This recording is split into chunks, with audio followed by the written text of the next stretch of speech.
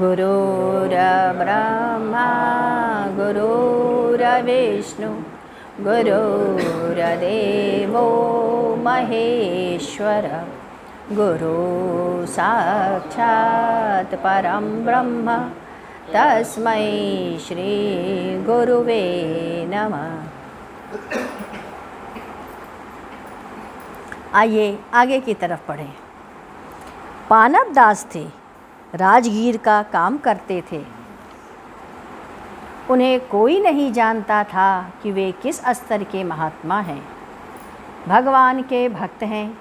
एक बार एक सेठ के मकान में हाथ लगाए थे, 2 मंजिला मकान बन गया। अचानक एक दिन सेठ जी अपने बन रहे मकान का निरीक्षण करने आ गए। नीचे से दीवार टेढ़ी लगी, कुछ ईंटें टेढ़े मेढ़े रह गए थे और दीवार खड़ी हो गई। उनको ठीक करने के लिए पूरे 1 मंजिल की दीवार तोड़नी होगी। पानव दास को दिखाया, अरे दीवार तो टेढ़ी जा रही है, ये क्या किया तूने पानव दास? पानव ने कहा, अरे अभी ठीक किए देता हूँ। उन्होंने हाथ से सहला दिया और बाहर निकली हुई ईंटें अंदर की तरफ चली गई और सीधी हो गई। सेठ जी को यह करामात देखे तो वो पानव दास के पैरों पर गिर पड़े। तब जाके पानव दास को भान हुआ, अरे ये मैंने क्या कर दिया, और वे उसी क्षण अपना काम को छोड़ करके वन की ओर चले गए। एक राजा था, उसकी रानी बड़ी दुखी रहती थी। उसका पति कभी भगवान का नाम नहीं लेता। एक दिन रात्रि में सोए सोए अपने पति की जिह्वा पर भगवान का नाम सुन लिया। उसने दूसरे दिन पति से यह बात कहकर बहुत खुश हुई, किंतु उसी क्षण वह राज्य छोड़ कर वन को चले गए। आज तक जो रहस्य छुपा था वह उसकी पत्नी जान चुकी थी। प्रसंग बदलते हुए गुरुदेव ने कहा, गर्दन के ऊपर का हिस्सा, शरीर के ऊपर का हिस्सा भगवान के लिए है, गुरु के लिए है, और शरीर संसार के लिए शेष। सिर भगवान का अंग है, उनके चरणों में, गुरु के चरणों में सिर ही दिया जाता है। से सांसारिक व्यक्ति को नहीं छूने देना चाहिए। सतगुरु होगा तो वो हमेशा माथा ही चूमेगा। महापुरुष क्या मांगता है? गर्दन के ऊपर का हिस्सा, और दुष्ट उसके नीचे का पुरुष मांगते हैं। जब पुरुष सात्विक होगा तो आपके सिर के बालों को सहलाएगा, सिर में छुएगा। आध्यात्मिक होगा तो गला पकड़ेगा। गुरुदेव अपने शिष्य का गर्दन पकड़ता था। यदि गर्दन किसी चीज़ में फंस गई हो तो निकल नहीं पाएगी। गुरुदेव ने कहा, यदि बेटे को बेटा हो जाए और बेटा अपने पुत्र को कमा करके खिलाने लायक हो जाए तो माँ को चाहिए कि वह वैरागी बन जाए। वेद में भी यही कहा गया है। माँ अपनी पुत्रियों का विवाह कर चुकी हो, 1 से अधिक बेटे हों तो छोटे बेटे के विवाह के बाद उसके भरण पोषण योग्य यदि वह हो गया हो, उसे पुत्र हो गया हो, तो माँ को अपने रहन सहन आहार विहार में परिवर्तन कर लेना चाहिए।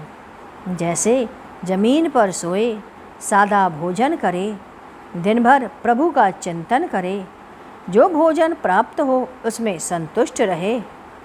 अथर्ववेद और सामवेद में भी यही कहा गया है, मेरा बेटा पुत्रस्य पुत्र, मेरा बेटा शरीर से सबल रहे, विवाह योग्य हो जाए, वह पुत्र को जन्म दे दे, उसका पालन पोषण करने में सक्षम हो जाए, तथा माँ तू भी इतनी सबल रहे कि तू पुत्र और पौत्र को देख सके। उस समय तुझे वैरागी बन जाना चाहिए। संसार के सारे सुख सुविधाओं का त्याग कर देना चाहिए। अब उसका कोई कर्तव्य नहीं शेष रहता और ना उस पर किसी भी प्रकार का कोई जिम्मेदारी रह जाती है।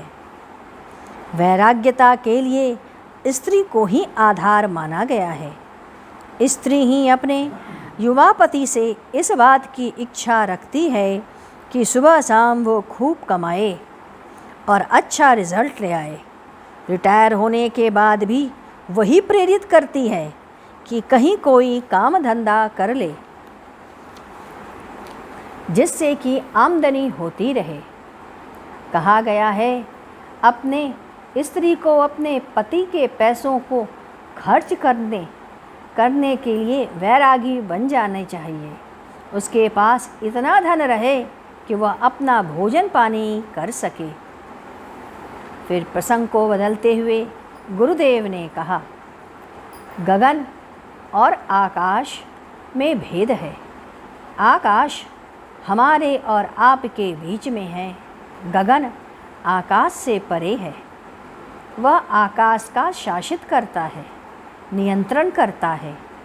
गगन से मधु विद्या प्राप्त होती है।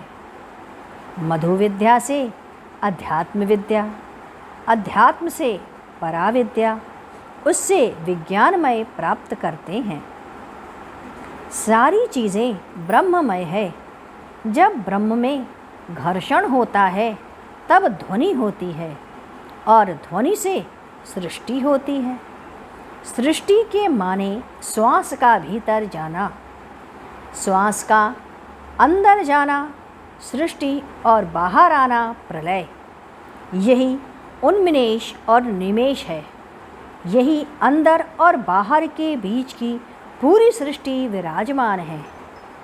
एक बुलबुला समुद्र के तरंगों पर विराजमान है।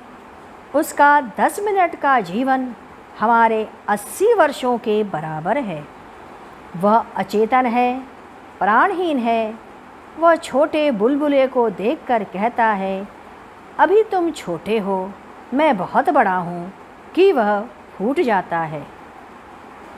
धरा के स्थिति रगड़ से बनती है।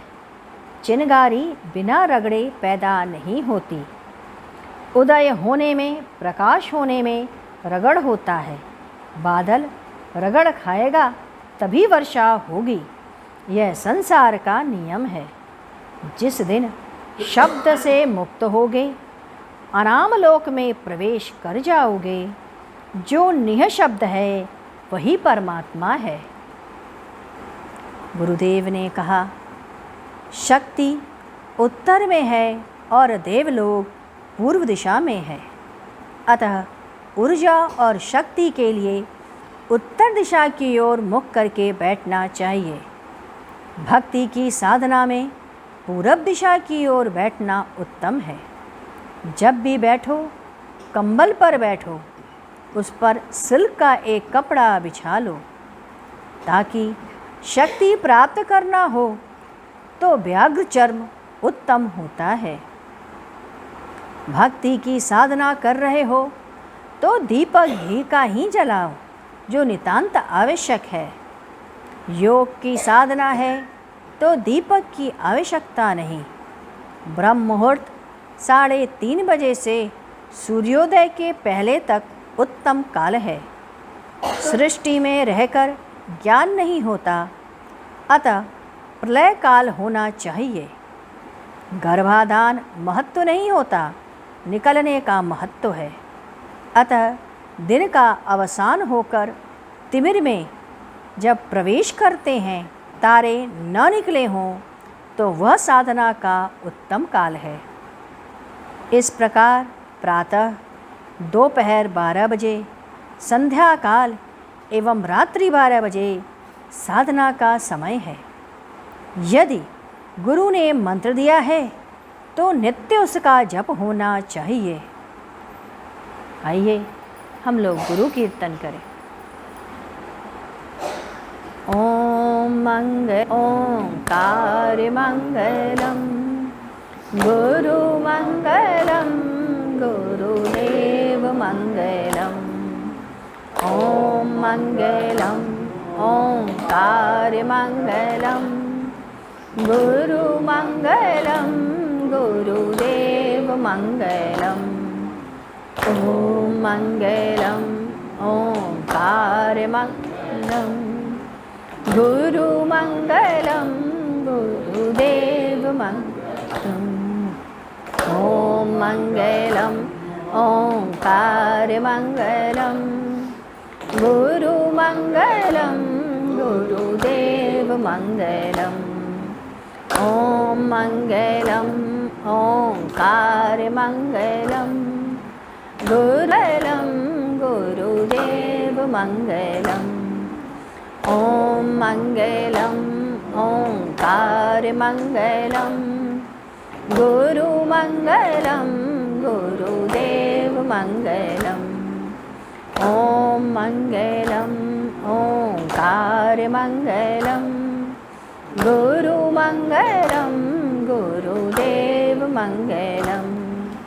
ॐ मङ्गलम् ओङ्कारमङ्गलं